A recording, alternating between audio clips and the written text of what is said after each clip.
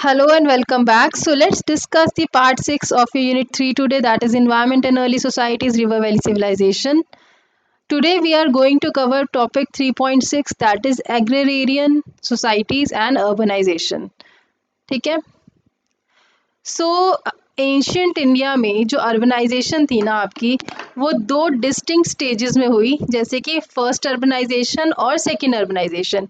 जो Indus valley civilisation है उसके पास फोर्टिफाइड और प्लान्ड सिटीज़ थी, जिसकी वजह से उसने पहली बार अर्बनाइजेशन का इंट्रोडक्शन किया था हमारे इंडियन सब कॉन्टिनेंट में. सो ये क्या डिस्क्राइब करता है? ये डिस्क्राइब करता है हड़प्पन्स का पायनरिंग रोल अर्बन लाइफ को इंट्रोड्यूस करने में साउथ एशिया में. सो वहाँ पर जो थी प्लान्ड सिटीज़ थी हमारी इंडस वैली सिविलाइजेशन में, जिसके पास प्लान्ड सिटीज़ थी ग्रिड सिस्टम्स के साथ में, स्टैंडर्डाइज ब्रिक यूज़ होती थी, ड्रेनेज सिस्टम था, और वहाँ पर जो फोर्टिफिकेशन थी वो ये इंडिकेट करती है कि हड़प्पन्स के टाइम में, इंडस वैली सिविलाइजेशन के टाइम में high level of administrative control था और सिविक प्लानिंग थी. फोर्टिफाइड वर्ड जो है आपका, ये सजेस्ट करता है concerns with security, regulation and authority, जिसकी वजह से एक शिफ्ट हुआ विलेज लाइफ से ऑर्गेनाइज अर्बन सेंटर्स के टूवर्ड्स. ये हाईलाइट करता है बेसिकली जो हिस्टोरिकल सिग्निफिकेंस है इंडस वैली सिविलाइजेशन का उसको. और इंडस वैली सिविलाइजेशन कब थी आपकी? 2600 से 1900 BCE में. तो ये मार्क करता है आपका first phase of urbanization Indian subcontinent में. अर्बनाइजेशन का मतलब यहाँ पर क्या है? प्लान्ड सिटीज़ जिसमें ग्रिड पैटर्न यूज़ होता था, फोर्टिफाइड सेटलमेंट, सिटाडेल्स वगैरह बने हुए थे, देन परमानेंट स्ट्रक्चर जो था ना वो बना हुआ था बेक ब्रिक्स से. सो सिटीज़ जैसे कि हड़प्पा, मोहनजोदारो, धोलावीरा और कालीबंगान, ये सिर्फ एक सेटलमेंट नहीं थी बल्कि वेल प्लान्ड अर्बन सेंटर्स थे, जो कि इंडिकेट करते थे कि वहाँ पर जो एडमिनिस्ट्रेटिव सिस्टम था वो बहुत स्ट्रॉन्ग था और social organisation was very strong. So जो आपका इंडस वैली सिविलाइजेशन में जो फर्स्ट फेज ऑफ अर्बनाइजेशन था, इसमें जो एग्रीकल्चरल टेक्नोलॉजी थी वो भी बहुत ही ज़्यादा डेवलप थी. ये जो सेंटेंस है बेसिकली अर्बन ग्रोथ को एग्रीकल्चर के साथ कनेक्ट करता है. अर्बन सिविलाइजेशन कभी भी ना स्टेबल और सरप्लस फूड सप्लाई के बगैर एग्जिस्ट नहीं कर सकती थी. सो जो वेल डेवलप एग्रीकल्चर टेक्नोलॉजी थी, उससे उससे क्या इम्प्लाई होता है? उससे हमें ये पता चलता है एग्रीकल्चर टेक्नोलॉजी से कि जो वहाँ के लोग थे उनको सीजन्स के बारे में नॉलेज थी, वो टूल्स यूज़ करना जानते थे, जो क्रॉपिंग पैटर्न थे वो प्लान थे, और नेचुरल रिसोर्सेज का एफिशिएंट यूज़ करते थे. ठीक है. देयरफॉर जो एग्रीकल्चर है वो एक स्ट्रॉन्ग इकोनॉमिक फाउंडेशन बनाता था अर्बन लाइफ की. ठीक है. हड़प्पन्स जो थे ना वो हमारे डिफरेंट डिफरेंट फूड क्रॉप्स जो है वो और कमर्शियल क्रॉप्स ग्रो करते थे, जैसे कि मस्टर्ड, लेंटिल, बाजरा, मिलेट्स, कॉटन. ठीक है. कहाँ पर? फ्लड प्लेन्स ऑफ इंडस में. ये इंडिकेट करता है कि उस टाइम में क्रॉप डाइवर्सिटी थी और हड़प्पन्स को एडवांस कल्चर एग्रीकल्चरल नॉलेज थी. वो दोनों तरीके के फूड क्रॉप्स को और कमर्शियल क्रॉप्स को कल्टीवेट करते थे. फूड क्रॉप्स में आ जाता है जैसे कि वीट, बार्ले, लेंटिल्स और मिलेट्स, और कमर्शियल क्रॉप्स में आता है आपका कॉटन. जो इंडस फ्लड प्लेन्स क्या सजेस्ट करता है कि हड़प्पन्स जो थे वो फ्लड बेस्ड एग्रीकल्चर प्रैक्टिस करते थे, कि जैसे एक बार वहाँ पर फ्लड आ गया तो वहाँ पर जो सॉइल होती थी ना वो फर्टाइल हो जाती थी, तो वो उस फर्टाइल एलुवियल सॉइल का यूज़ करते थे, उसका एडवांटेज उठाते थे, जो कि फिर उनको जो फूड क्रॉप्स वहाँ उगते थे वो बहुत ही अच्छे तरीके से उगते थे. ठीक है. एनुअली जैसे ही वहाँ पर बाढ़ आती थी तो फर्टाइल एलुवियल सॉइल जो है वहाँ डिपॉजिट कर जाती थी रिवर्स. जैसे ही आपका पानी, जो फ्लड का पानी रिसेशन में जाता था, कम होना शुरू होता था, तब वहाँ पर हड़प्पन्स जो हैं वो राबी क्रॉप्स को उगाते थे. ये हमें सजेस्ट करता है कि उनको सीजनल साइकिल्स की अंडरस्टैंडिंग थी और एक डीप नॉलेज थी क्रॉप कैलेंडर के बारे में। रबी क्रॉप्स जैसे कि वीट और बार्ले ये लोग उगाते थे आफ्टर, जब फ्लड वाटर्स कम हो जाते थे, ठीक है, जब पानी उतरना शुरू करता था और वहाँ पर जो रेजिडुअल सॉइल मॉइस्चर था ना वो बहुत ज़्यादा होता था, तो उसका यूज़ करके वो वहाँ पर खेती करते थे। तो ये शो करता है कि हड़प्पन जो थे वो केयरफुली एग्रीकल्चरल एक्टिविटीज़ को टाइम आउट करते थे according to natural rhythms rather than artificial irrigation, ठीक है, अलोन। सिर्फ आर्टिफिशियल इरिगेशन नहीं करते थे बल्कि वो जो है एग्रीकल्चर एक्टिविटीज़ को नेचुरल रिदम्स के अकॉर्डिंग टाइम आउट भी करते थे। उन्होंने सबसे पहली बार they were the earliest to grow cotton, उन्होंने पहली बार कॉटन उगाई थी वूवन क्लोथ के लिए, ठीक है। ये शो करता है कि जो टेक्नोलॉजिकल इनोवेशन थी वो उनकी बियॉन्ड थी सब्सटेंस फार्मिंग से। हड़प्पन्स जो थे वो अर्लीस्ट कॉटन कल्टीवेटर्स थे हमारे वर्ल्ड में। कॉटन जो थी वो हमारी यूज़ होती थी टेक्सटाइल प्रोडक्शन के लिए, ना कि सिर्फ कंजम्पशन के लिए। ये इंडिकेट करता है कि जो क्राफ्ट स्पेशलाइजेशन थी ना वो प्रेजेंट थी उस टाइम पे, टेक्सटाइल इंडस्ट्रीज़ की डेवलपमेंट हो रही थी उस टाइम पे, प्लस पॉसिबिलिटी हो सकता है कि वहाँ पर ट्रेड की पॉसिबिलिटी हो और इंटरनल और लॉन्ग डिस्टेंस ट्रेड की पॉसिबिलिटीज़ वहाँ पर आशंका उसकी जताई गई है। फरोज जो प्लॉट फील्ड्स के फरोज थे, ठीक है, वो डिस्कवर हुए हैं कालीबंगान में, which is believe to have belong to pre Harappan level. So archaeological evidence Kalibangan से जो आपका राजस्थान में है वो कंफर्म करता है कि एक्चुअल जो यूज़ है प्लॉट एग्रीकल्चर का वो होता था। फार्मिंग जो है वो मैच्योर हड़प्पन अर्बन फेज से बहुत पहले एग्जिस्ट करती थी। एंड ये डिस्कवरी जो थी, जो क्रिस क्रॉस फरोज की डिस्कवरी थी, वो इंडिकेट करती है कि जो फार्मिंग मेथड्स थे वो प्लान थे और प्रिपरेशन जो फील्ड की प्रिपरेशन थी वो साइंटिफिक थी आपकी। ये इंडिकेट करता है जो फील्ड से वो अच्छे से प्लो होते थे और पॉसिबली वहाँ पर वुडन प्लो का इस्तेमाल होता था जो कि एनिमल्स के द्वारा जिसको चलाया जाता था, जैसे कि ऑक्सन और कैमल्स के द्वारा, ठीक है। ये बताता है कि जो कल्टीवेशन के साथ साथ टेक्नोलॉजी भी यूज़ होती थी, वहाँ पर वुडन प्लोज का यूज़ होता था और वो डिपेंड होते थे वुडन प्लोज एनिमल पावर के ऊपर, ठीक है, जैसे कि ऑक्सन और कैमल्स। जैसे यहाँ पर ऑक्स वगैरह हो गई, उसके पीछे प्लो लगा होता था इस तरीके का, ठीक है। जैसे ही ये एनिमल चलते थे यहाँ पर ये प्लो करता हुआ खेत मिट्टी को इस तरीके से प्लो करता हुआ जाता था, ठीक है। तो हमें ये शो करता है कि एक ट्रांजिशन हो गई थी मैनुअल से एनिमल असिस्टेड एग्रीकल्चर के टूवर्ड्स, एफिशिएंसी इंक्रीज हो गई थी और जो ये लोग थे वो अब लार्जर एरिया को कल्टीवेट कर पा रहे थे।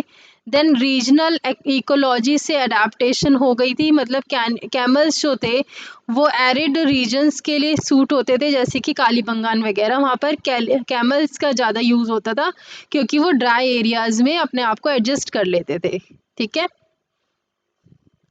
हड़प्पन का जो एग्रीकल्चर था ना वो साइंटिफिक, प्लान्ड और इन्वायरमेंटल फ्रेंडली था। ये आपका अर्बनाइजेशन को, क्राफ्ट प्रोडक्शन और ट्रेड को सपोर्ट करता था। आर्कियोलॉजिकल एविडेंस हमें ये कंफर्म करते हैं कि जो टेक्नोलॉजिकल कंटिन्यूटी थी प्री हड़प्पन से मैच्योर हड़प्पन फेजेस में, वहाँ पर एक कंटिन्यूटी थी टेक्नोलॉजिकल। दूसरा चौथा पॉइंट है the civilization show a strong human environment interaction. जो ये सिविलाइजेशन है वो एक स्ट्रॉन्ग ह्यूमन एनवायरमेंटल इंटरेक्शन को शो करती है, जहाँ पर नेचुरल फ्लड्स को यूज़ करा गया था प्रोडक्टिवली रादर देन उनको एग्रेसिवली कंट्रोल करने की बजाय, ठीक है। हमें टेरिकोटा मॉडल्स भी मिले थे, ठीक है, किस चीज़ के, प्लो के, मोहनजोदारो से, बनवाली से और भावलपुर से, जिनको अर्थ करके, जिनको खुदाई करके निकाला गया था, ठीक है। ये जो आपका सेंटेंस है ये हमें आर्कियोलॉजिकल एविडेंस प्रोवाइड करता है आर्कियोलॉजिकल टेक्नोलॉजी के बारे में। जो आपका टेरिकोटा मॉडल्स था वो आपका सजेस्ट करते हैं कि जो आपकी प्लोइंग के बारे में नॉलेज थी लोगों को और एक सिंबॉलिक इम्पोर्टेंस थी प्लोइंग की। देन मोहनजोदारो, बनवाली और भावलपुर से जो प्लो मिले थे वो इंडिकेट करते हैं कि जो प्लो एग्रीकल्चर था वो वाइडली नोन था, ना कि बस रीजन स्पेसिफिक था। ऐसा नहीं था कि किसी पर्टिकुलर रीजन में था, वो वाइडली नोन था। और ये कंफर्म करता है कि जो हड़प्पन फार्मिंग थी वो टूल बेस्ड थी और ऑर्गेनाइज थी, ना कि प्रिमिटिव थी। फिर From existence of brick-built granaries at Harappa and Mohenjo-daro, it can be said that they produce agriculture crops in surplus. Brick build granaries जो हड़प्पा और मोहनजोदारो के पास थी वो ये शो करता है कि वो लोग जो है लार्ज क्वांटिटीज़ ऑफ ग्रेन को स्टोर करते थे और फ्यूचर कंजम्पशन के लिए और इमरजेंसी के लिए भी प्लानिंग करके रखते थे। सरप्लस प्रोडक्शन किसके लिए एसेंशियल हुई? जो अर्बनाइजेशन हो रही थी उनकी मीट्स को उनकी रिक्वायरमेंट्स को मीट करने के लिए उनको सरप्लस प्रोडक्शन की ज़रूरत थी, तो अर्बनाइजेशन के लिए। Then surplus production craft specialization के लिए भी एसेंशियल है, ट्रेड के लिए सरप्लस प्रोडक्शन एसेंशियल है और एडमिनिस्ट्रेटिव कंट्रोल के लिए भी। देन जो टैक्सेस होते थे ना उस टाइम में वो ग्रेन्स की फॉर्म में कलेक्ट होते थे। मतलब ग्रेन की जैसे अगर टैक्स देना होता था तो उस टाइम पे कोई वो तो थी नहीं करेंसी वगैरह, तो जो टैक्स कलेक्ट होता था वो ग्रेन्स की फॉर्म में कलेक्ट होता था कि आप हमें इतना अनाज दोगे, जितना उगाओगे उसका इतना अनाज दे दोगे, तो वो टैक्स माना जाता था। ये जो ग्रेन एज अ टैक्स ये क्या इंडिकेट करता है कि उस टाइम में कॉइन्स वगैरह नहीं थे, कोई करेंसी वगैरह नहीं थी और जो एग्रीकल्चर सरप्लस है उसके ऊपर स्टेट का कंट्रोल था। ग्रेन्स टैक्सेस जो है वो rulers, artisans, administrators, public works ये सब कलेक्ट करते थे आपके। ये रिफ्लेक्ट करता है कि एक रीडिस्ट्रीब्यूटिव इकोनॉमिक सिस्टम था उस टाइम में, जहाँ पर सरप्लस जो था वो पीजेंट से स्टेट के टूवर्ड्स फ्लो करता था। ठीक है। ये जो फूड सरप्लस था ना ये आपका अर्बन पॉपुलेशन जो इंक्रीज हो रही थी उसको भी सपोर्ट करता था। ये आपका कॉज इफेक्ट रिलेशनशिप को एक्सप्लेन करता है कि जो एग्रीकल्चर सरप्लस था वो फूड सिक्योरिटी उससे होती थी और फूड सिक्योरिटी से जो पॉपुलेशन ग्रोथ हो रही थी वो इसको मीट करता था। ठीक है। देन नॉन एग्रीकल्चरल पॉपुलेशन जैसे कि क्राफ्टमैन, ट्रेडर्स, ऑफिशियल्स ये इसीलिए सरवाइव कर पा रही थी क्योंकि जो फार्मर्स थे वो एक्स्ट्रा फूड प्रोड्यूस करते थे। ये जो सरप्लस फूड था उन्हीं की वजह से नॉन एग्रीकल्चर प्रोडक्शन पॉपुलेशन को भी ग्रेन्स मिल रहे थे। ठीक है। हम कह सकते हैं जो एग्रीकल्चर था वो हड़प्पन अर्बन लाइफ की बैकबोन थी। बट हमने ये भी देखा जो ये सिविलाइजेशन थी ना इसमें हमने देखा कि ये एकदम से ही कोलैप्स हुई थी बिना किसी ट्रेस के कंटिन्यूटी इन अर्बन प्रोसेस के। मतलब कि ये हाईलाइट करता है कि एक शार्प हिस्टोरिकल ब्रेक को, जैसे कि मेसोपोटामिया और चाइना में था, ठीक है, उसमें हड़प्पन सिटीज ग्रेजुअली इवॉल्व नहीं हुई थी। ठीक है। कोलैप्स जो था वो सडन था और वाइड स्प्रेड था, जो कि शो करता है कि ये एक स्लो ट्रांसफॉर्मेशन नहीं थी बट एक सडन ट्रांसफॉर्मेशन थी। पॉसिबल रीजंस बताए गए हैं हड़प्पन के डिक्लाइन के लिए कि हो सकता है क्लाइमेट में चेंज आ गया हो, जो रिवर्स हैं वो सूख गई हो, इकोलॉजिकल बैलेंस में थोड़ी सी गड़बड़ी आ गई हो, इकोलॉजिकल स्ट्रेस हो गया हो, देन ट्रेड में डिक्लाइन हुआ हो। तो ये सारे रीजंस बताए जाते हैं हड़प्पन्स की कोलैप्स के। कोई भी अर्बन सेंटर्स भी सरवाइव नहीं करा था। मतलब कि this reinforces the idea of complete urban collapse.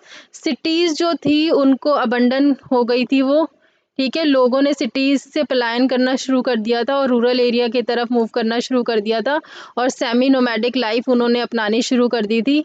Urban planning, brick architecture और ड्रेनेज सिस्टम ये सब डिसअपियर हो गए थे एंड ये मार्क करता है पहले अर्बन फेज का एंड, ठीक है, सब कॉन्टिनेंट में। फिर आते हैं हमारी वैदिक इकोनॉमी। जो वैदिक इकोनॉमी थी वो मोस्टली पेस्टोरलिज्म और एनिमल हस्बेंड्री पे डिपेंडेंट थी, जहाँ पर कैटल को सिनोनिमस माना जाता था वेल्थ के, मतलब कैटल को पैसों के बराबर ही माना जाता था, वेल्थ के बराबर माना जाता था। ये बताता है कि कैसे एक फंडामेंटल शिफ्ट हुआ हड़प्पन इकोनॉमी से किसके टूवर्ड्स, पेस्टोरलिज्म के टूवर्ड्स और एनिमल हस्बेंड्री के टूवर्ड्स।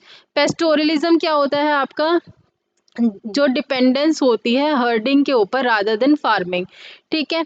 कैटल जो उस टाइम थे ना, वो स्टेटस, पावर और वेल्थ को सिंबलाइज करते थे, और अर्ली वैदिक सोसाइटीज में कैटल्स को एज अ गिफ्ट दिया जाता था, और जो वॉर्स वगैरह होते थे ना, वो भी कैटल के लिए होते थे कि किसके पास ज़्यादा कैटल होगी, तो उसके बिहाफ पे वॉर्स भी होते थे, जिसको हम बोलते थे गविष्टि पुराने टाइम में, ठीक है।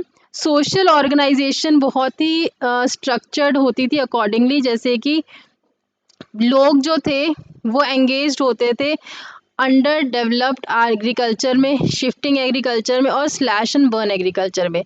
फॉर एग्जांपल जो सोशल, जैसे कि हम पहले बात करते हैं सोशल ऑर्गेनाइजेशन की, ये स्ट्रक्चर्ड रहती थी अकॉर्डिंगली, जो आपके इकोनॉमिक लाइफ था ना, इकोनॉमिक बेस था, वो शेप होता था सोशल लाइफ के द्वारा, ठीक है। या फिर हम कह सकते हैं ये जो सोशल लाइफ थी वो इकोनॉमिक बेस को शेप करती थी। पेस्टोरल इकोनॉमी की वजह से क्या होता था, mobile communities, clan based societies, patriarchal social order, और leadership was based on control over the cattle and kinship network, not urban administration, ठीक है। जो ये लीडरशिप थी ना, वो कैटल और किनशिप नेटवर्क के ऊपर कंट्रोल जो पाते थे उसके ऊपर होती थी, ना कि अर्बन एडमिनिस्ट्रेशन के ऊपर। जो लोग थे वो अंडर डेवलप्ड एग्रीकल्चर में इन्वॉल्व थे, शिफ्टिंग एग्रीकल्चर में इन्वॉल्व थे, और स्लैश एंड बर्न एग्रीकल्चर में। अंडर डेवलप्ड एग्रीकल्चर होता है कि वो लोग सिंपल टूल्स यूज़ करते थे, लिमिटेड इरिगेशन करते थे, और प्रोडक्टिविटी लो होती थी। फिर शिफ्टिंग एग्रीकल्चर क्या होता है आपका, कि जो कल्टीवेशन थी वो टेम्परेरी कल्टीवेशन थी आपकी, और जब एक बार सॉइल एग्जॉस्ट हो जाती थी, मान लो एक जगह क्रॉप उगा लिया उन्होंने, ठीक है, दोबारा से उगा लिया, उसके बाद जब मिट्टी की उपजाऊता ख़त्म हो जाती थी तो वो लोग दूसरी जगह पर मूव कर जाते थे। फिर है आपका slash and burn agriculture. Forest को बर्न किया जाता था, किसके लिए, ताकि वो लोग एग्रीकल्चर कर सके, एग्रीकल्चर फील्ड के लिए। एंड जो वो ऐश थी, जब फॉरेस्ट को बर्न करने के बाद ऐश बचती थी, उस ऐश को यूज़ किया जाता था एज मैन्योर, ठीक है, एज अ खाद की तरह यूज़ किया जाता था इस ऐश को। सो ये जो मेथड्स है ना, ये कॉन्ट्रास्ट करते हैं हड़प्पन्स के साथ में। जो हड़प्पन्स थे वो तो प्लो बेस्ड एग्रीकल्चर करते थे और एक सेटल एग्रीकल्चर था, लेकिन हमने वैदिक में क्या देखा कि ये लोग सिंपल अंडर डेवलप्ड एग्रीकल्चर करते थे, शिफ्टिंग एग्रीकल्चर करते थे, और स्लैश एंड बर्न एग्रीकल्चर ये प्रैक्टिस करते थे, ठीक है। तो इनके पास ज़्यादा अच्छे टूल्स नहीं थे, सिंपल टूल्स थे, इरिगेशन लिमिटेड थी और प्रोडक्टिविटी भी कम थी। लेकिन हड़प्पन्स में क्या था, हमने देखा था कि ऑक्स वगैरह के साथ, कैमल्स के साथ वो जो है अपने प्लोज को लगा देते थे और उससे सॉइल की डिगिंग करते थे, प्लस लार्ज एरिया की डिगिंग होती थी, लार्ज एरियाज़ की वो होती थी कल्टीवेशन। तो फूड भी जो था सरप्लस था उस टाइम पे जो उगता था, ठीक है, और एग्रीकल्चर सेटल था। लेकिन यहाँ हमने क्या देखा कि एक बार मिट्टी की जो होती फर्टिलिटी ख़त्म हो जाती थी, उसके बाद वो दूसरी जगह मूव कर देते थे। दूसरा, ये लोग एग्रीकल्चर के साथ साथ जो है आपका क्या प्रैक्टिस करते थे, ये लोग प्रैक्टिस करते थे आपका पेस्टोरलिज्म और एनिमल हस्बेंड्री को, प्लस स्लैश और बर्न एग्रीकल्चर को ये लोग प्रैक्टिस करते थे, ठीक है। तो ये देखो हड़प्पन और वैदिक में आपको डिफरेंस पता चल गया। तो यहाँ से और हम देख लेते हैं एक बार। देखो जो हड़प्पन इकोनॉमी है और वैदिक इकोनॉमी, क्या फ़र्क है दोनों में। पहला, अर्बन इकोनॉमी थी ये और सरप्लस बेस्ड इकोनॉमी आपकी हड़प्पन। लेकिन वैदिक जो इकोनॉमी थी वो आपकी पेस्टोरल और सेमी नोमैडिक थी, ठीक है। दूसरा एडवांस्ड एग्रीकल्चर था इनके पास, यहाँ पर प्रिमिटिव एग्रीकल्चर था। ग्रेन को दिया जाता था एज अ टैक्सेशन की फॉर्म में, ग्रेन को दिया जाता था। यहाँ पर वेल्थ के लिए कैटल का यूज होता था। यहाँ पर ब्रिक ग्रेनरीज थी, और यहाँ पर हमने देखा कोई स्टोरेज के लिए इंफ्रास्ट्रक्चर हमें नहीं मिला वैदिक इकोनॉमी में। देन स्ट्रॉन्ग कंटिन्यूटी देखी सेंचुरीज तक, लेकिन यहाँ पर सिंपल और क्लैन बेस्ड सिस्टम था वैदिक इकोनॉमी में। लेटर वैदिक पीरियड में जो सोसाइटी का नेचर था वो चेंज होता जा रहा था, ठीक है। एग्रीकल्चर जो था वो इम्पॉर्टेंट बनता जा रहा था, और जो लैंड की वैल्यू थी वो भी इन्हेंस होती जा रही थी। तो ये बेसिकली यहाँ पर हमने देखा कि एक ट्रांजिशन फेज था। जो लेटर वैदिक पीरियड था जो कि 1000 से 600 BCE तक था, इसने एक शिफ्ट को मार्क किया था पेस्टोरल ट्राइबल कम्युनिटी या फिर पेस्टोरल ट्राइबल सोसाइटी से, ठीक है, किसके टूवर्ड्स, एक सेटल्ड हायरार्कियल और एग्रेरियन सोसाइटी के टूवर्ड्स। तो ये जो पीरियड है ये एक ब्रिज की तरह एक्ट करता है, या फिर ब्रिज की तरह एक्ट किया था इसने अर्ली वैदिक पेस्टोरलिज्म और अर्ली हिस्टोरिकल स्टेट फॉर्मेशन के बीच में, ठीक है। देन लैंड जो थी ना वो एक वैल्यूएबल इकोनॉमिक रिसोर्स बनती जा रही थी। जो ओनरशिप और कंट्रोल था लैंड के ऊपर वो इम्पोर्टेंस गेन कर रहा था, और ये चेंज जो था वो ले कर रहा था किसके लिए, foundation for social stratification, emergence of private property, और लेटर जो स्टेट रेवेन्यू सिस्टम जो कि एग्रीकल्चर और लैंड के ऊपर बेस्ड थे उसके ऊपर, ठीक है। बट पेस्टोरलिज्म को लोगों ने भले ही एग्रीकल्चर को अपना लिया था, लेकिन पेस्टोरलिज्म को लोगों ने कम्प्लीटली शन नहीं किया था। एग्रीकल्चर भले ही एक्सपैंड हो रहा था, लेकिन कैटल रियरिंग अभी भी उन लोगों के लिए बहुत ही इम्पोर्टेंट थी। इकोनॉमी जो थी वो मिक्स थी, ना कि सिर्फ एग्रेरियन थी। यहाँ पर कैटल्स को अभी भी as a symbol of wealth देखा जाता था, and pastoral element survived within agrarian societies. हम यहाँ पर ये भी देखते हैं कि आयरन का यूज़ होता था इस पीरियड में, और यहाँ पर हमें आयरन प्लो के एविडेंस भी मिले हैं, बट आयरन के एग्रीकल्चरल टूल्स ये हमें नहीं मिले, वो रेयर थे, ठीक है। आयरन टेक्नोलॉजी यहाँ पर यूज़ हो गई थी, मतलब वो यूज़ जो था वो लिमिटेड था। आयरन प्लोज एग्जिस्ट करते थे बट वाइड स्प्रेड नहीं थे। रीज़न क्या हो सकता है कि इसका, कि कॉस्टली होगा आयरन, ठीक है, टेक्नोलॉजी अभी भी इवॉल्व कर रही होगी आयरन की, और तीसरा है वुडन टूल्स जो थे वो आयरन के अलोंगसाइड कहीं ना कहीं यूज़ हो रहे होंगे, तो वुड ज़्यादा जल्दी मिलती थी लोगों को, तो ये इससे वुडन टूल्स बनाना ज़्यादा इजी होता था, ठीक है। सो महाजनपद्स के टाइम में जो आयरन इम्प्लीमेंट्स थे एग्रीकल्चर में वो उनका यूज़ होना ज़्यादा शुरू हो गया था, वो ज़्यादा कॉमन हो गए थे। महाजनपद्स मतलब 600 से 300 BCE का टाइम महाजनपद। यहाँ पर हमने देखा कि एक्सटेंसिव जो आयरन टूल्स से उनका यूज़ होना शुरू हो गया था, और डेंस गेंजेटिक फॉरेस्ट की क्लियरेंस आपकी हो गई थी, ठीक है, उसकी क्लियरेंस शुरू हो गई थी, और एग्रीकल्चर की एक्सपेंशन भी हो गई थी। आयरन टेक्नोलॉजी हमें ये एनेबल करती है कि प्रोडक्टिविटी बढ़ गई थी, सरप्लस ज़्यादा होता था, और अर्बन सेंटर्स को भी सपोर्ट किया जाता था, और स्टैंडिंग आर्मीज़ को भी सपोर्ट होता था इससे, ठीक है। फिर अब हम आते हैं ट्रांजिशन टू सेकेंड अर्बनाइजेशन। अभी तो हमने फर्स्ट अर्बनाइजेशन फेज देखा था, अब जब हम सेकेंड अर्बनाइजेशन पे आए तो क्या हुआ, देखो from 600 BCE large urban settlements वो आपकी बिल्ड हुई अक्रॉस गेंजेटिक प्लेन्स, ठीक है, क्योंकि जो गेंजेटिक प्लेन्स थे वो बहुत ही फर्टाइल थे, तो उसकी वजह से एग्रीकल्चरल सरप्लस जो है वो बढ़ गया था, और यहाँ पर हमने देखा एग्रीकल्चर सरप्लस बढ़ा, आयरन के टूल्स यूज़ होने लग गए, और स्टेट पावर भी हमने इस टाइम में देखी थी, ठीक है। जो ये पीरियड था ये हड़प्पन के अर्बनाइजेशन से डिफर करता था दोनों ही टाइम और ज्योग्राफी में। It was first time since disappearance of urban cities in urban civilization कि ये जो अर्बन सेंटर्स थे वो अपीयर हुए थे, एंड तो this time they surfaced in different geographical settlements. देखो नियरली 1000 साल के गैप के बाद में, ठीक है, मतलब जो फर्स्ट और सेकंड अर्बनाइजेशन है उसके बीच में नियरली 1000 साल का गैप था, ठीक है, 1000 साल का गैप था।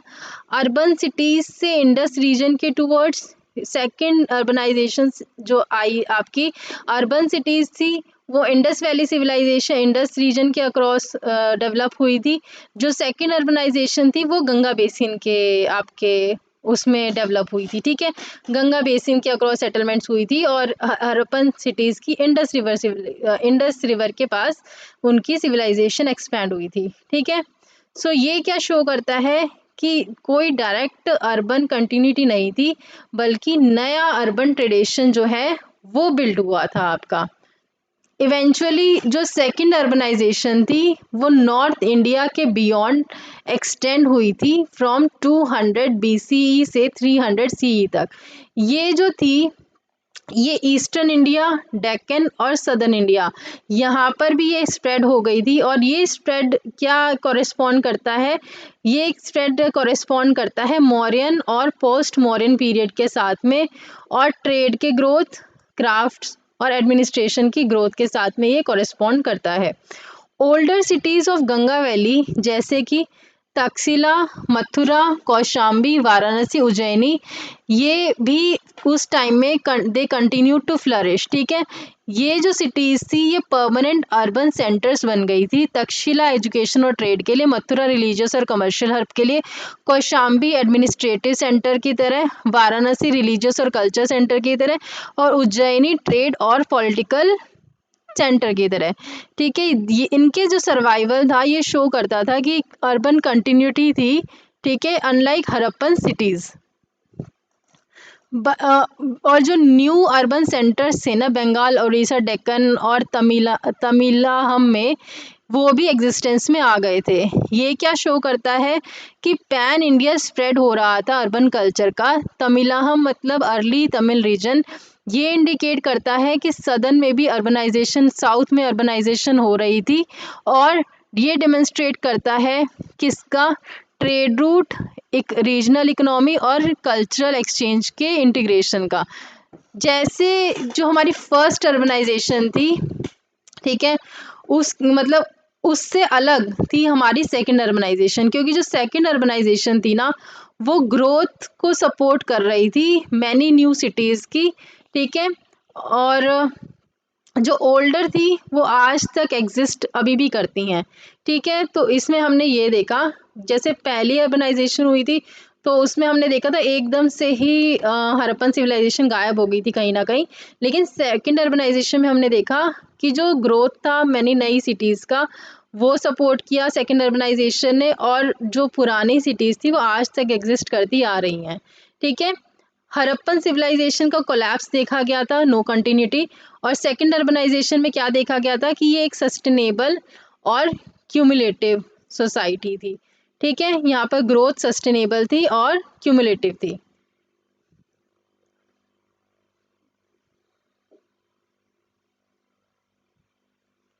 सो ये जो सिटीज़ थी ना ये कभी भी आइसोलेशन में एग्जिस्ट नहीं करती थी, ये हमेशा विलेजेस के ऊपर डिपेंडेंट रहती थी फूड, रॉ मटेरियल और रिवेन्यू के लिए, ठीक है।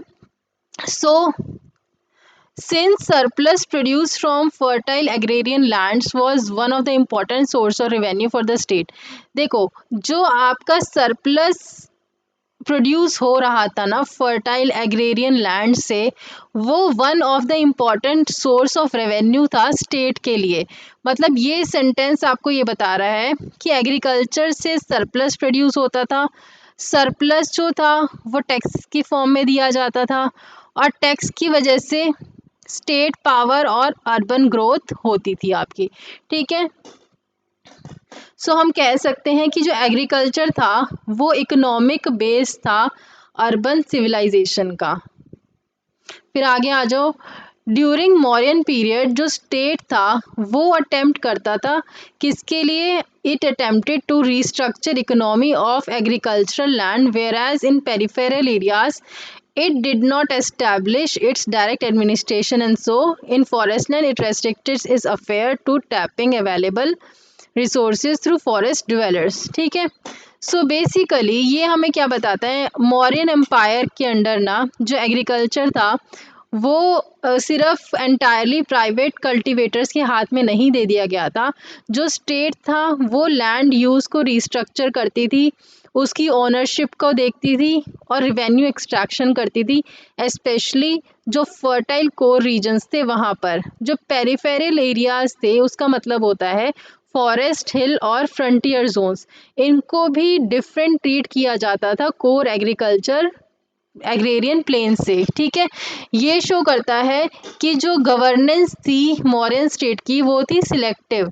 ठीक है. डायरेक्ट एडमिनिस्ट्रेशन जो आपके फॉर पेरिफेरल एरियाज थी उसके ऊपर डायरेक्ट एडमिनिस्ट्रेशन कॉस्टली और डिफ़िकल्ट थी फॉरेस्टेड रीजन्स में. इसीलिए स्टेट जो था ना वो फॉरेस्ट ड्वेलिंग कम्युनिटीज़ के ऊपर, जो वहाँ पर कम्युनिटीज़ रहती थी फॉरेस्ट में, उनके ऊपर रिलाय करता था. मतलब ये जो timber, minerals, elephants, Honey, medicinal plants, ये सारे रिसोर्सेज वो इनकी हेल्प से एक्सट्रैक्ट करता था. तो ये रिफ्लेक्ट करता है कि एक प्रैग्मेटिक एडमिनिस्ट्रेटिव स्ट्रेटजी वहाँ पर वो लोग अपना रहे थे, ना कि कोई वीक कंट्रोल था उनका उस जगह पे. सो जो लार्ज ट्रैक्ट था फर्टाइल लैंड का वो डायरेक्ट किंग के कंट्रोल में था और उसको सीता बोला जाता था उस टाइम पे. ठीक है. सो सीता लैंड्स होते थे जो स्टेट ओन्ड एग्रीकल्चरल लैंड से, या फिर आप कह सकते हैं state owned fertile agriculture lands को उस टाइम पे सीता बोला जाता था. और ये जो थी इनको डायरेक्टली ये जो है ये स्टेट के द्वारा कल्टीवेट किए जाते थे. और वो स्टेट जो था वो लेबर को हायर करता था, स्लेव्स और प्रिजनर्स वगैरह को हायर करके इनसे कल्टीवेट कराता था. ये जो सीता जो कल्टीवेट जो आपकी लैंड थी बेसिकली, ठीक है, फर्टाइल एग्रीकल्चर लैंड थी उसके ऊपर.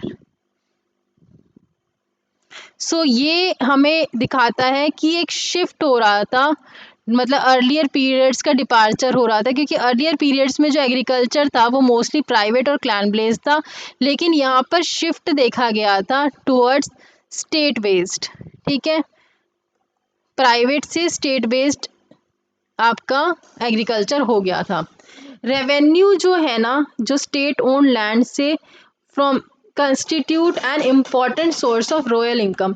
जो आपकी स्टेट ओन लैंड्स थी ये वाली फर्टाइल लैंड्स, यहाँ से जो रेवेन्यू जनरेट होता था ना ये एक इम्पॉर्टेंट सोर्स था रॉयल इनकम का. जो इनकम थी सीता लैंड से इन्होंने इसकी वजह से जो डिपेंडेंस थी टैक्स से जो प्राइवेट पीजेंट से ये लोग कलेक्ट करते थे ना वो रिड्यूस हो गया था, और किंग को इंडिपेंडेंट रेवेन्यू मिल रहा था यहाँ से, और जिसकी वजह से सेंट्रल अथॉरिटी, मिलिट्री एक्सपेंडिचर और पब्लिक वर्क्स जैसे कि रोड, इरिगेशन, एडमिनिस्ट्रेशन, इनके लिए बहुत पैसा, मतलब जो है पैसा जनरेट हो रहा था यहाँ से, जो रेवेन्यू जनरेट हो रहा था. और सेंट्रल अथॉरिटी, मिलिट्री एक्सपेंडिचर और पब्लिक वर्क्स की भी स्ट्रेंथनिंग हो रही थी. सो इन ये जो जब आप कह सकते हो कि इन लैंड्स को देखने के लिए जो सीता लैंड्स थी, इन एग्रीकल्चर लैंड्स को देखने के लिए एक सेपरेट डिपार्टमेंट बनाया गया था एग्रीकल्चर का, और उसका हेड होता था सीताध्यक्ष. ठीक है. मौर्यन स्टेट ने एक स्पेशलाइज्ड एग्रीकल्चर डिपार्टमेंट की क्रिएशन करी थी, और सीताध्यक्ष जो था ना वो इसका सुप्रिटेंडेंट था स्टेट फार्म्स का. तो ये क्या शो करता है कि एग्रीकल्चर को एक स्ट्रैटेजिक सेक्टर की तरह ट्रीट किया जाता था, और वहाँ पर फंक्शनल स्पेशलाइजेशन की एग्जिस्टेंस जो थी वो थी within state machinery. Pre Mauryan time में we find scanty reference to state own big farms. ठीक है. तो हम देख सकते हैं कि जब मौर्यन से पहले लार्ज स्टेट फार्म्स जो थे वो रेयर थे, और स्टेट्स जो है वो मेनली डिपेंड करते थे टैक्स और ट्रिब्यूट पे. ठीक है. और मॉडर्न इनोवेशन जब आई तो उसके बाद में डायरेक्ट प्रोडक्शन होने लग गया बाय द स्टेट, और सिस्टमैटिक मैनेजमेंट होने लग गई लैंड और लेबर की. शीताध्यक्ष जो था वो रिस्पॉन्सिबल और चीज़ों के लिए भी होता था, जैसे कि क्वालिटी सीड्स के लिए, उनकी प्रिजर्वेशन और उनकी डिस्ट्रीब्यूशन वो शीताध्यक्ष ही करता था। ठीक है, तो स्टेट एंश्योर्ड कि ये जो शीताध्यक्ष है वो जो क्वालिटी है सीड्स की उसको कंट्रोल करे, स्टोरेज और प्रिवेंशन में हेल्प करे ताकि क्रॉप फेलियर को प्रिवेंट किया जा सके और डिस्ट्रीब्यूट कर सके उन सीड्स को कल्टीवेटर्स को जब भी उनको ज़रूरत हो। ठीक है, सो ये रिफ्लेक्ट करता है कि एक कंसर्न था एग्रीकल्चर प्रोडक्टिविटी के टूवर्ड्स और एक early form of agriculture planning और रिस्क मैनेजमेंट को भी ये दर्शाता है आपका।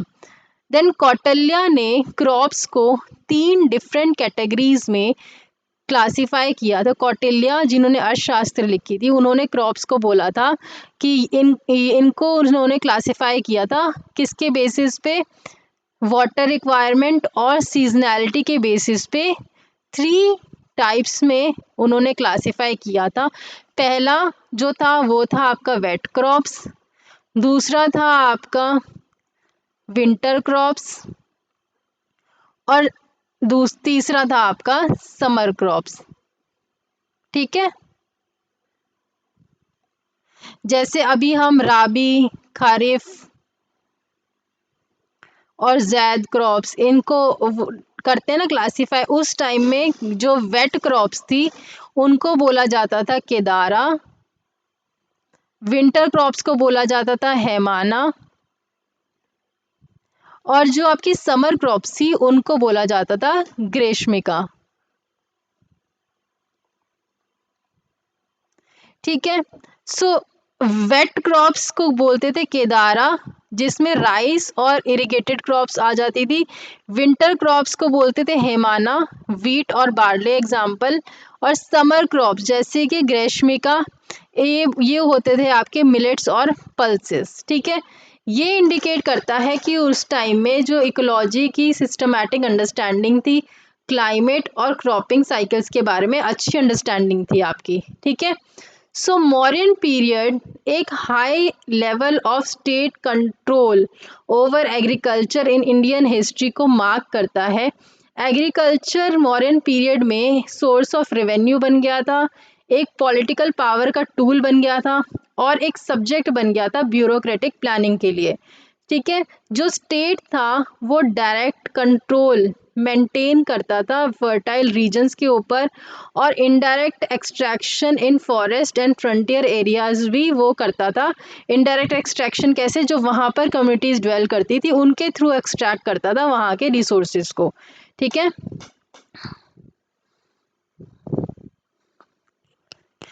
जो कौटिल्य थे वो शीताध्यक्ष को रिकमेंड करते थे कि वो जो है इनको उगाएं, बेसिकली एग्रीकल्चर को करें depending on availability of water और मैन पावर और जो एग्रीकल्चर ऑपरेशंस है उसमें कोई भी डिले नहीं आना चाहिए और कोई भी डिले को टॉलरेट वो नहीं किया जाएगा।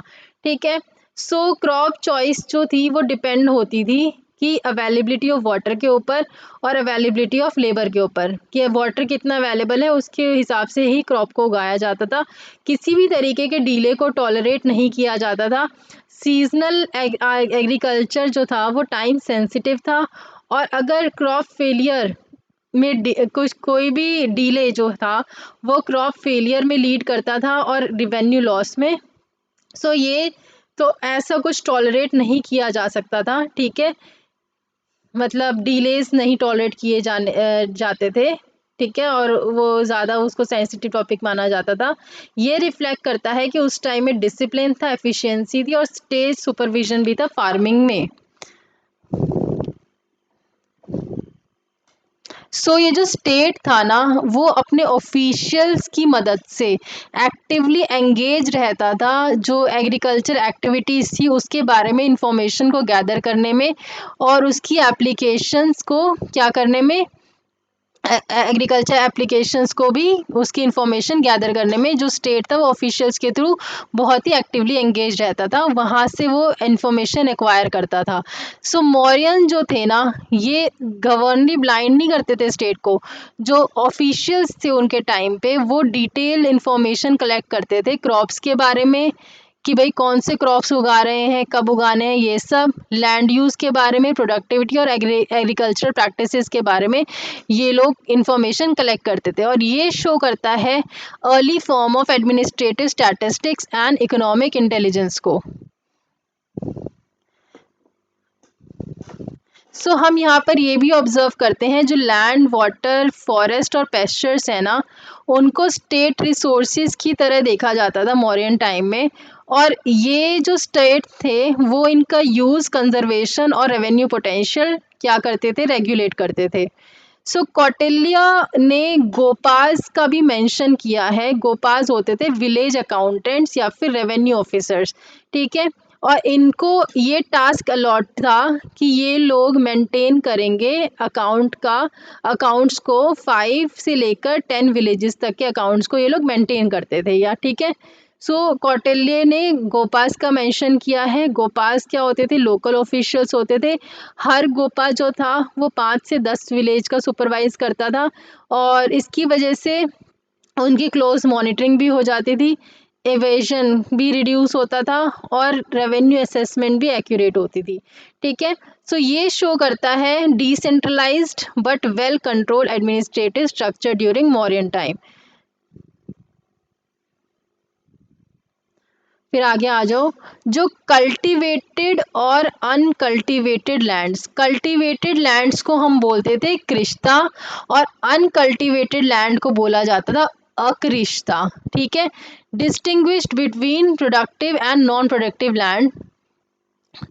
जब हम प्रोडक्टिव और नॉन प्रोडक्टिव लैंड में डिस्टिंग्विश करते थे तो ये हमारा रेवेन्यू असेसमेंट में और लैंड रिक्लेमेशन की प्लानिंग में हमें हेल्प करता था। दूसरा आ जाओ प्लेन्स।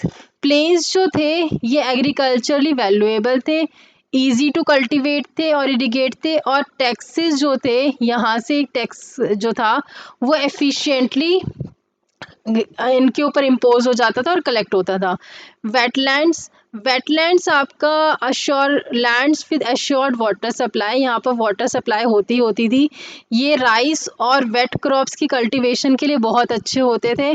यहाँ पर हायर प्रोडक्टिविटी होती थी राइस और वेट क्रॉप्स की, जिसकी वजह से हायर रेवेन्यू जनरेट होता था। फिर आते हैं गार्डन्स। गार्डन्स में आपके इंक्लूड होते थे ऑर्किड्स और प्लांटेशंस।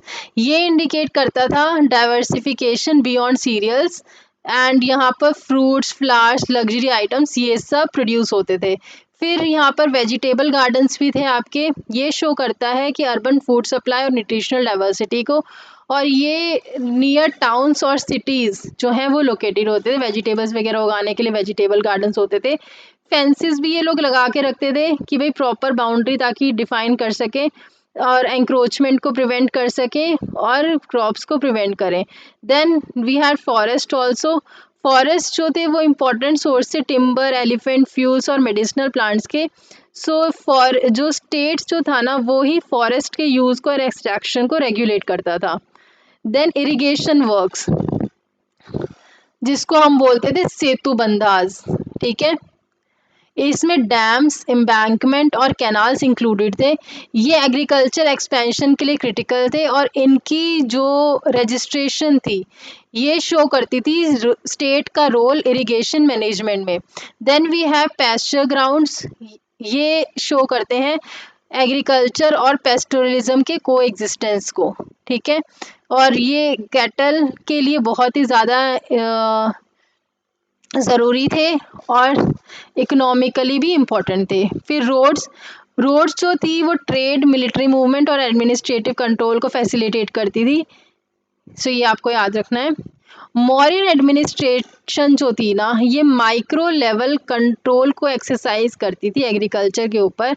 लैंड, वाटर, फॉरेस्ट और इंफ्रास्ट्रक्चर को केयरफुली रिकॉर्ड किया जाता था, साइंटिफिकली क्लासिफाई किया जाता था और क्लोजली सुपरवाइज किया जाता था। और ये सिस्टम इंश्योर करता था कि एक रेगुलर रेवेन्यू जनरेशन हो रहा है, एग्रीकल्चर में स्टेबिलिटी आ रही है और स्ट्रॉन्ग सेंट्रल अथॉरिटी को, ठीक है। अब आगे आ जाओ, post modern agrarian expansion and ecological impact. ये जो रिकॉर्ड्स थे ना इन्होंने kept the state informed about resources and its territory.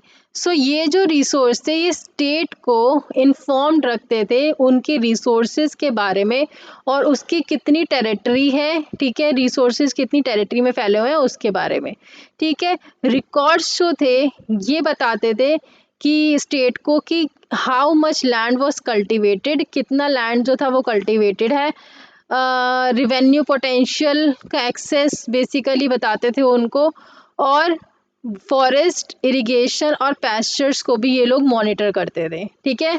So ये जो था ये फॉरेस्ट इरिगेशन और पैस्चर्स के बारे में भी रिकॉर्ड मेंटेन करते थे और स्टेट्स को वहाँ से पता लगता था। ये शो करता है जो गवर्नेंस थी वो इंफॉर्मेशन और डॉक्यूमेंटेशन के ऊपर बेस्ड थी, ना कि सिर्फ गेस वर्क के ऊपर, ठीक है।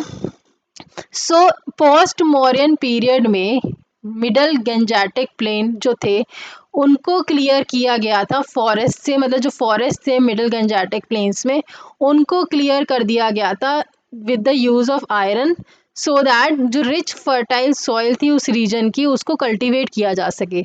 सो हमने देखा कि पोस्ट मॉडर्न पीरियड में मिडल गंजेटिक प्लेन्स में आयरन टूल्स जैसे कि एक्सिस और प्लोज का यूज़ होता था फॉरेस्ट को क्लियर करने में और कल्टीवेशन को एक्सपेंशन में मिडल गंजेटिक प्लेन्स में। जो इस रीजन की एलुवियल सॉइल थी वो बहुत ही ज़्यादा हाईली फर्टाइल थी जो कि इसको आइडियल बनाती थी एग्रीकल्चर के लिए, और ये मार्क करता है human intervention in nature at a large scale, कि जो ह्यूमन इंटरवेंशन थी नेचर में वो लार्ज स्केल पर हो रही थी। सिंस जो एक्सपेंशन थी एग्रीकल्चर लैंड्स की, इट मेंट कि जो एग्रीकल्चर लैंड अगर एक्सपैंड हो रही है तो इसका मतलब था कि रेवेन्यू ज़्यादा जनरेट होगा एंड देयरफॉर जो स्टेट से जो सपोर्ट था वो भी इन लोगों को बहुत ज़्यादा मिलता था इस चीज़ के लिए, ठीक है। जो स्टूडेंट्स जो हैं सो उनको economic logic basically it should see the economic logic of the state. More cultivated land से मतलब है सरप्लस ज़्यादा, सरप्लस ज़्यादा मतलब ज़्यादा टैक्स कलेक्शन, हैंस जो स्टेट था वो इंकरेज करता था फॉरेस्ट क्लियरिंग को, सपोर्टेड इरिगेशन और सेटलमेंट्स का एक्सपेंशन को प्रमोशन, ठीक है।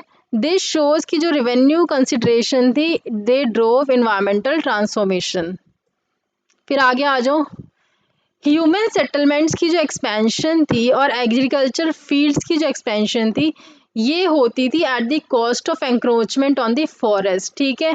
जब फॉरेस्ट के ऊपर एंक्रोचमेंट होती थी उसकी कॉस्ट के ऊपर आपकी ह्यूमन सेटलमेंट्स और एग्रीकल्चर फील्ड्स जो है वो एक्सपैंड होते थे, ठीक है। फॉरेस्ट जो है उसको क्लियर किया जाता था ताकि फार्म्स विलेजेस टाउन्स को बनाया जा सके। ये हाईलाइट करता है trade off between development and environment, ठीक है।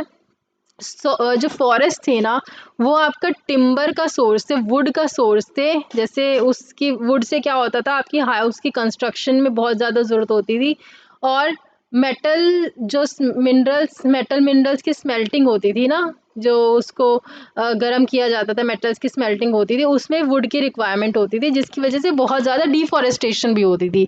फॉरेस्ट को एक्सप्लॉइट किया जाता था मल्टीपल पर्पसेस के लिए, जैसे कि timber for building, fuel for iron smelting और क्राफ्ट के लिए रॉ मटेरियल्स के लिए भी इनको क्या किया जाता था, फॉरेस्ट को एक्सप्लॉइट किया जाता था और डिफॉरेस्टेशन होती थी, जिसकी वजह से ये शो करता है कि कैसे इकोनॉमिक ग्रोथ जो है वो हैविली नेचुरल रिसोर्सेज के ऊपर डिपेंडेंट थी। कुछ हिस्टोरियंस ये बिलीव करते हैं कि जैसे कि एंथ्रोपोजेनिक एक्टिविटीज़ वो इकोलॉजिकल इम्बैलेंस कॉज करती थी। एंथ्रोपोजेनिक मतलब ह्यूमन इंड्यूस्ड, ठीक है। एक्टिविटीज़ जैसे कि डिफॉरेस्टेशन और माइनिंग इनकी वजह से इकोलॉजिकल बैलेंस का डिस्टर्बेंस क्रिएट होती थी और ये बेसिकली क्लाइमेट को इफ़ेक्ट करते थे, सॉइल फर्टिलिटी और वाटर अवेलेबिलिटी को भी इफ़ेक्ट होता था इससे। फिर आगे आ जाओ, urbanization, environment and Sangam as south India. जैसे नॉर्थ इंडिया था ना, साउथ इंडिया का अर्बनाइजेशन बिल्कुल अलग था, ठीक है। साउथ इंडिया जो है ना नॉर्थ इंडिया के बाद अर्बनाइज हुआ, और पहले इसके बाद रूरल सेटलमेंट्स थी और फिर एग्रेरियन सेटलमेंट्स आई, ठीक है। लेकिन हमने जो पहले नॉर्थ में देखा था उसमें देखा था पहले अर्बन आई फिर रूरल आई, ठीक है, इस तरीके की सेटलमेंट्स देखी गई थी। सो कावेरी रिवर वैली जो थी वो एक इम्पॉर्टेंट एग्रीकल्चरल जोन बन गई, ठीक है, जहाँ पर आयरन टेक्नोलॉजी भी अवेलेबल थी आपकी। सो ये आप देख सकते हो कावेरी रिवर वैली इम्पॉर्टेंट बन गई थी इनकी सेटलमेंट के लिए, साउथ के लिए, ठीक है। तो अर्ली हिस्टोरिक पीरियड जो कि 300 से BCE से 300 CE तक था, जो राइज थी सेटलमेंट्स की, it's considered with Sangam age. Sangam age क्या रिप्रेजेंट करती है? पॉलिटिकल ऑर्गेनाइजेशन को, ट्रेड एक्सपेंशन को और cultural flowering in Tamil region. From Tamil Sangam literature हमें ये पता चलता है कि तमिलहम वो जो तमिलहम जो आपका तमिल एरिया था, जो आपका एरिया था साउथ का, वो 5 फिजियोग्राफिकल डिविजन्स में डिवाइडेड था, ठीक है। सो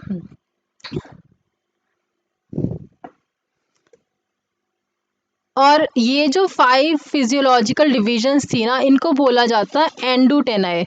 एंडोटेनाए का मतलब है 5 इकोलॉजिकल जोन्स, ठीक है।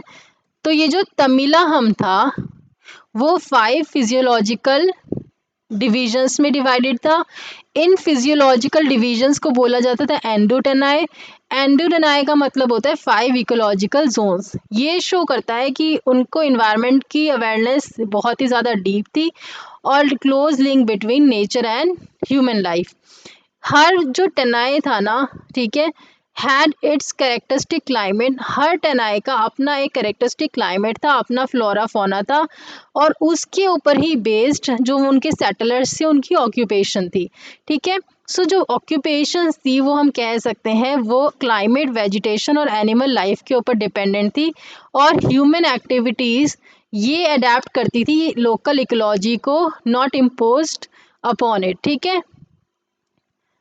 जो उनकी ऑक्यूपेशन थी और डायटीज थी, डीटीज थे, मतलब जो भगवान वगैरह जिनको वो पूजते थे, वो आउटकम थे इन्वायरमेंट के जिसमें वो ड्वेल कर रहे थे, ठीक है। सो इन्वायरमेंट बेसिकली उनके इकोनॉमिक लाइफ, रिलीजियस बिलीफ और सोशल ऑर्गेनाइजेशन को शेप कर रहा था। ये शो कर रहा था किस चीज़ को? इंटीग्रेशन ऑफ कल्चर, इकोनॉमी और इकोलॉजी इन संगम सोसाइटी। मारुतम, मारुतम एक रिवर वैली होती है, वो एक मोस्ट इम्पॉर्टेंट रीजनल इकोलॉजी थी। मारुतम तिनय जो था ना, वो उसमें जो था वो था आपका रिवरीन और डेल्टिक प्लेन्स। ये मोस्ट फर्टाइल जोन था और ये एग्रीकल्चरल हार्टलैंड बन गया था तमिलहम का, ठीक है। इसमें एग्रीकल्चरल लैंड्स थे रिवरीन डेल्टा जोन में, ठीक है। सो जो रिवरीन डेल्टा जोन था वो फर्टाइल एलुवियल सॉइल प्रोवाइड करता था और रेगुलर वाटर सप्लाई करता था। तो इसकी वजह से जो मरुतम था ये डेंस पॉपुलेशन और सरप्लस प्रोडक्शन को सपोर्ट करता था, विच मीन्स, ठीक है, with means of natural and artificial irrigation paddy cultivation was encourage. So paddy जो राइस था वो एक स्टेपल क्रॉप बन गया था इनका। सो इरिगेशन जो थी वो इंक्लूड कर रही थी नेचुरल फ्लडिंग को और man made channels and tanks को। अब नेचुरल फ्लडिंग की वजह से एलुवियल सॉइल रिवर वहाँ पर इकट्ठा कर जाती थी फ्लड्स के बाद में, ठीक है। तो वहाँ पर खेती करना बहुत ईजी होता था और अच्छा होता था, उपजाऊ मिट्टी होती थी वो, तो ज़्यादा सरप्लस भी निकल के आता था और मैन मेड चैनल्स और टैंक्स के थ्रू भी वो इरिगेशन करते थे, ठीक है। जो नेटल और मरुतम था, ठीक है, बोथ नेटल एंड मरुतम टिनाइस, ये एक्सपीरियंस करता था राइज ऑफ अर्बन सेटलमेंट्स। मरुतम मतलब एग्रेरियन सरप्लस बेस्ड टाउन्स और नेटल कोस्टल जोन मतलब ट्रेड बेस्ड टाउन्स। सो जो डिफरेंट इकोलॉजिकल जोन्स थे वो different type of urban centres produce करते थे। नेटल जो था वो प्रोमिनेंस में आया 1st सेंचुरी CE में with rise of maritime trade in coastal region. Coastal regions जो थे, जो कोस्टल सेटलमेंट्स थी, वो फ्लरिश इसलिए हुई क्योंकि ओवरसी ट्रेड हो रहा था रोमन वर्ल्ड के साथ में, और पोर्ट्स और मर्चेंट कम्युनिटीज़ की वजह से कोस्टल सेटलमेंट्स फ्लरिश हुई। ट्रेड ना कि एग्रीकल्चर वॉज की ड्राइवर हेयर, ठीक है। So predominant features of Sangam age वो था मैरीटाइम ट्रेड, जो कि एक इम्पेटस देता था किसको, अर्बन ग्रोथ को। सो अर्बनाइजेशन जो थी साउथ इंडिया में वो ट्रेड लेड थी, ठीक है, दूसरा कोस्टल ओरिएंटेड थी, और ये कॉन्ट्रास्ट करता था नॉर्थ इंडियन सिटीज से जो कि ज़्यादा एग्रेरियन स्टेट डिवन थी, ठीक है। As a result of higher degree urbanization was noticeable in Natal than Moratom in early phase.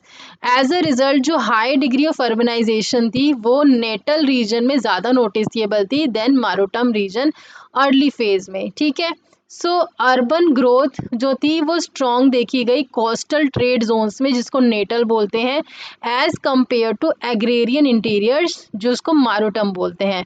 ये शो करता है different trajectories of urbanisation. So जो सोशल स्ट्रक्चर था तमिलहम में in Sangam era was impacted by physical surroundings. जो environment था ना वो शेप करता था इकोनॉमी, सेटलमेंट पैटर्न और सोशल ऑर्गेनाइजेशन को, और ये रीइंफोर्स करता था एक कोर आइडिया को कि जो ह्यूमन सोसाइटीज़ थी वो क्लोज इंटरेक्शन में इवॉल्व करती हैं उनके फिजिकल इन्वायरमेंट के साथ।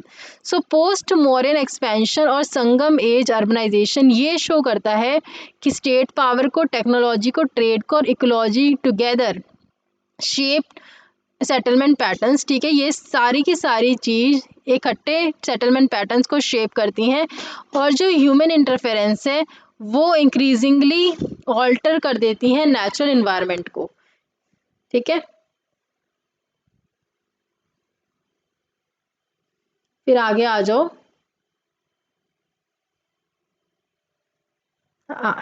विथ फॉर्मेशन ऑफ स्टेट्स हम ये देखते हैं जैसे जैसे जैसे जैसे स्टेट्स बने हम ये देखते हैं कि रूलर्स जो थे वो इंटरेस्ट ले रहे थे डिफॉरेस्टेशन में ताकि स्टेट के रेवेन्यू को इंक्रीज किया जा सके और अपने पावर के बेस को बढ़ाया जा सके।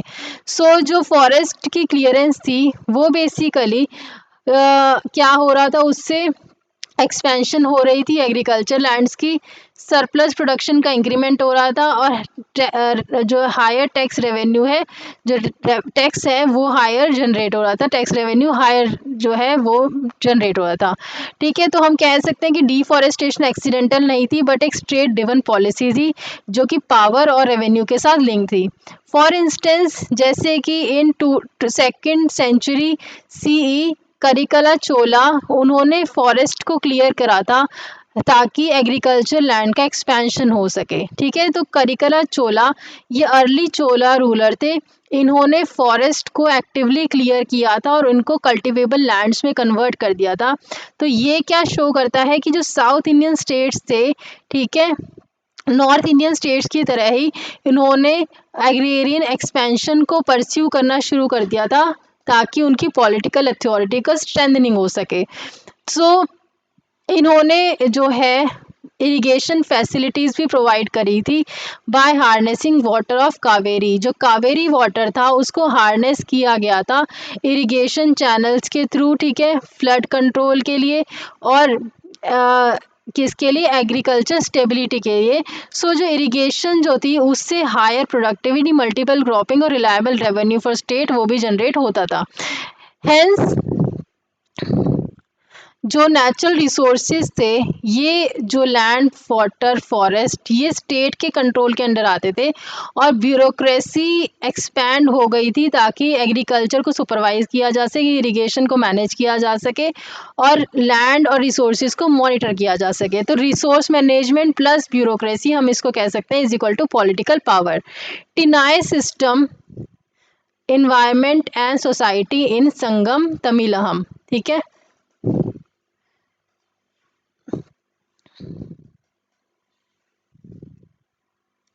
सो बेसिकली यहाँ पर हम 4-5 चीज़ें पढ़ेंगे। पहला हम पढ़ेंगे कुरिंजी माउंटेन्स, ठीक है। कुरिंजी ये बोलते थे माउंटेन्स को, इसका लैंडस्केप जो था ये माउंटेनियस रीजन थे और डीटी थे इनके मुरुगम, गॉड ऑफ वॉर। ऑक्यूपेशन जो यहाँ पर लोगों की थी वो थी हंटिंग और हनी कलेक्शन।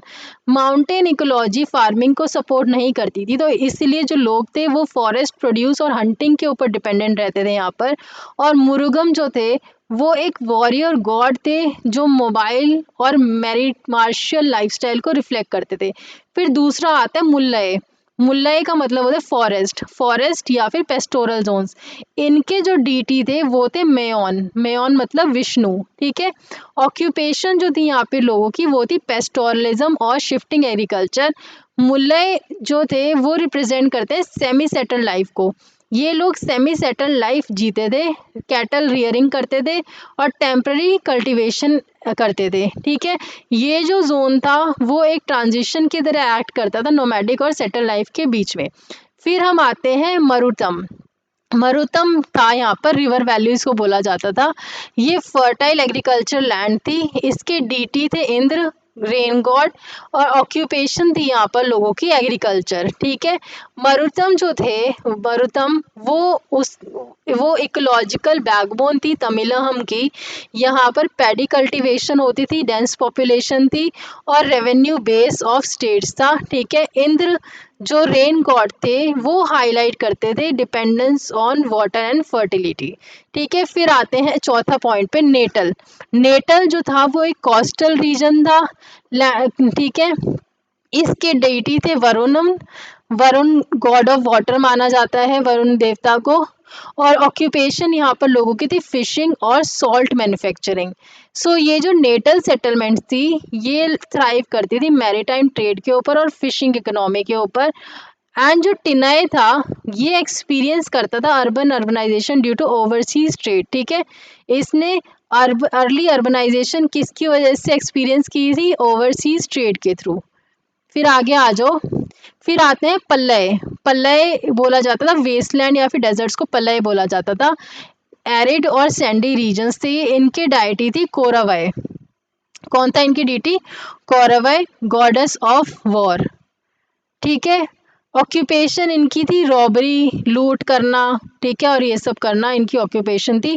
पल्लय जो थे वो रिप्रेजेंट करते थे इकोलॉजिकल स्ट्रेस को, स्कार्सिटी ऑफ रिसोर्सेज, ठीक है, conflict over cattle and survival. ये बेसिकली पल्लवाई को रिप्रेजेंट करता है। तो संगम सोसाइटी ये they did not impose one economical model everywhere. हर एक इकोलॉजिकल जोन जो था वो डिस्टिंक्ट वे ऑफ लाइफ को प्रोड्यूस करता था, मतलब हर एक इकोलॉजिकल जोन में अलग तरीके की लाइफ लोग जीते थे। रीजन, रिलीजन, ऑक्यूपेशन और सोशल स्ट्रक्चर ये इन्वायरमेंट ड्रिवन थे। State policies later began to override natural limits leading to deforestation and ecological, ठीक है। सो ये देखो हमने किसकी बात करी थी यहाँ पर? हमने बात करी थी टिनय की, ठीक है। 5 इकोलॉजिकल जोन्स उनकी बात कर रही थी। 5 इकोलॉजिकल जोन्स कौन कौन से हैं हमारे? कुरिंजिनी, मुल्लय, मारुतम, नेटल और 5वां है पल्लय, ठीक है। हमने बताया था ये जो 5 इकोलॉजिकल जोन्स थे इनका अपना इन्वायरमेंट था, अपना इकोलॉजिकल सिस्टम था और अपने ही गॉड थे। तो सबके गॉड्स भी अलग अलग हैं, सबका इन्वायरमेंट भी अलग अलग है, सबकी इकोलॉजी भी अलग अलग है, फ्लोरा फोना अलग है और उसी के बेस पे लोगों की ऑक्यूपेशन भी अलग है हर जोन में, ठीक है। So this is all in this. Tomorrow we are going to take up new topic and with this chapter will be completed tomorrow. Okay, chalo, take care.